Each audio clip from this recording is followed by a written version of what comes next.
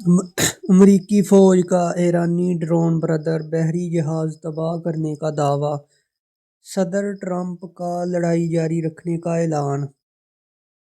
امریکی central command کے سربراہ ایڈمرل بریڈ کوپر نے دعویٰ کیا ہے کہ امریکہ نے گزشتہ 72 گھنٹوں میں ایران میں تقریباً 200 اہداف کو نشانہ بنایا ہے۔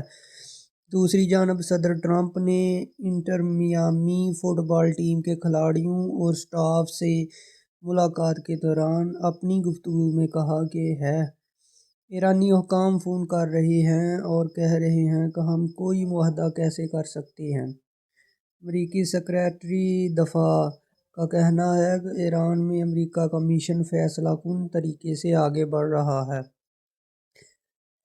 ایران کے پاسداران انقلاب کی بحری فورس نے خلیج فارس کے شمالی حصے میں امریکی آئل ٹینکر کو نشانہ بنانے کا دعویٰ کیا ہے۔ فرانس کے صدر نے اسرائیلی وزیر اعظم نیتن یاہو سے درخواست کی ہے کہ وہ لبنان تک جنگ کو نہ پھیلائیں۔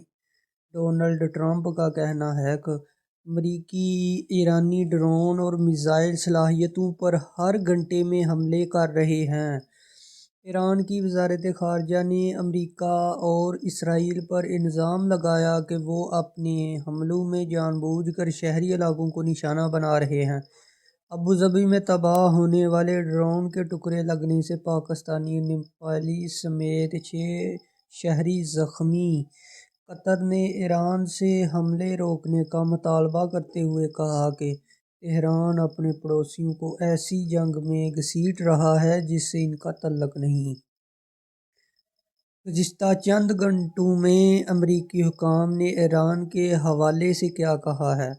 اب سے کچھ دیر قبل امریکی صدر ٹرمپ، سیکریٹری دفاع اور سینٹرل کمانڈ کے سربراہ ایڈمرل بریڈ کوپر نے اپنے ایران کے حوالے سے بات چیت کی ہے۔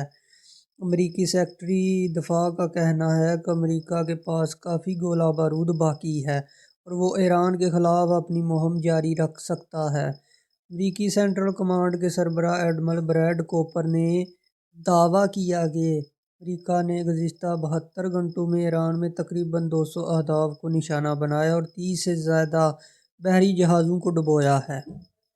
امریکی سیکریٹری دفاع کا کہنا ہے کہ ایران کے خلاف حملوں میں اب ڈرامائی تیزی آنے والی ہے۔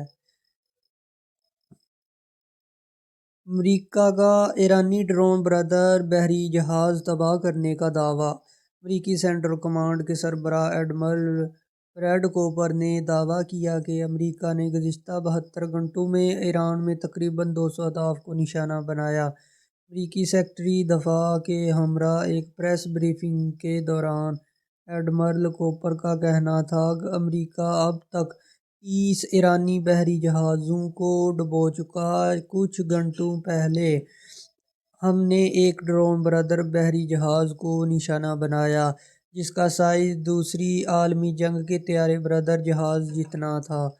جب ہم آپ سے بات کر رہے ہیں تو اس وقت اس میں آگ لگی ہوئی ہے۔ ایران کے پاس نہ فضائی رہے گی اور نہ فضائی دفاع، ٹرمپ کا دعویٰ۔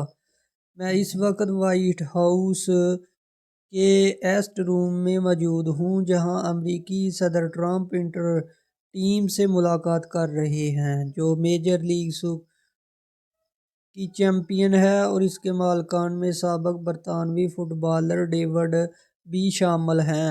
ٹرمپ اس وقت پوڈیم پر موجود ہیں۔ ان چند فٹ کے فاصلے پر ایک گلابی رنگ کی نمبر 47 جرسی اور فٹ بال رکھی ہے جس پر ان کے دستخط کے سائز کے کھلاڑیوں کے دستخط بھی موجود ہیں۔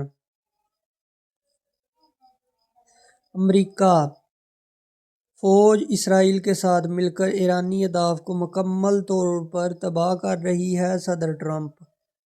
امریکی صدر ٹرمپ وائٹ ہاؤس میں ایک تقریب سے خطاب کر رہے ہیں جہاں وہ ایران کے بارے میں تازہ ترین صورتحال سے آگاہ کر رہے ہیں۔ وہ کہتے ہیں کہ امریکی فوج اسرائیل کے ساتھ مل کر ایرانی اہداف کو مکمل طور پر تباہ کر رہی ہے اور یہ کارروائیاں شیڈول سے کہیں آگے بڑھ چکی ہیں۔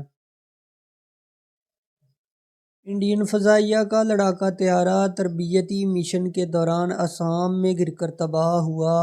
انڈین فضائیہ کا لڑاکا طیارہ سکھوئی Su-30 آسام میں گر کر تباہ۔ Social media platform X پر ایک پوسٹ میں انڈین فضائیہ کا کہنا تھا کہ Su-30 طیارہ تربیتی مشن پر تھا اور یہ آسام کے علاقے کاربی میں گر کر تباہ ہوا۔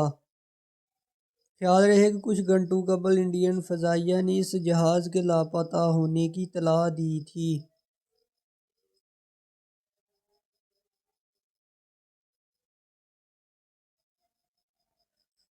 امریکہ اور ایران کے پاس ہتھیاروں کے کم ہوتے ذخائر جاری تنازع کا رخ کیسے موڑ سکتے ہیں؟ امریکہ کے صدر ٹرمپ نے دعویٰ کیا کہ ان کے ملک کے پاس اہم ہتھیاروں کا لامحدود ذخیرہ موجود ہے۔ 3 مارچ کو اپنے سوشل میڈیا پر ٹرمپ نے دعویٰ کیا تھا کہ امریکہ کے پاس جنگی ہتھیاروں کا اتنا بڑا ذخیرہ موجود ہے جسے استعمال کرتے ہوئے ہمیشہ جاری رہنے والی جنگیں بھی لڑی جا سکتی ہیں۔ دوسری جانب ایران کی وزارت دفاع نے بھی دعویٰ کیا کہ ان کے پاس بھی دشمن کے مقابلے میں زیادہ دیر تک مزاحمت کرنے کی صلاحیت موجود ہے، ان سے کہیں زیادہ جتنا امریکہ نے پلان کیا ہے۔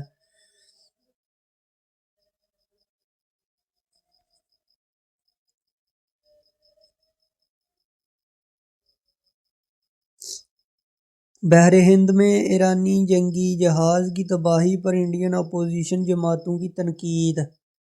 ہمارے مہمان مارے گئے اور مودی خاموش۔ سری لنکا کے ساحل کے قریب ایک ایرانی جنگی بحری جہاز کو امریکی آبدوز کی جانب سے نشانہ بنائے جانے کے بعد سے انڈیا کی حزب اختلاف کی جماعتوں کی جانب سے وزیر اعظم مودی اور بی جے پی حکومت کو تنقید کا نشانہ بنایا جا رہا ہے۔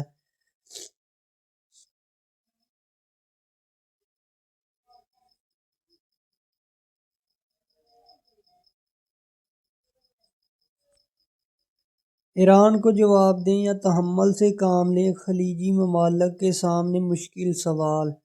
خلیجی شہریوں اور دارالحکومتوں پر تہران کے میزائل حملوں نے ایئرپورٹس اور مشہور مقامات سے زیادہ جس چیز کو نشانہ بنایا ہے وہ ہے ان ممالک کا سوچ سمجھ کر بنایا ہوا بیانیہ۔ یہ خطے کے تنازعات سے دور پرسکون ممالک ہیں۔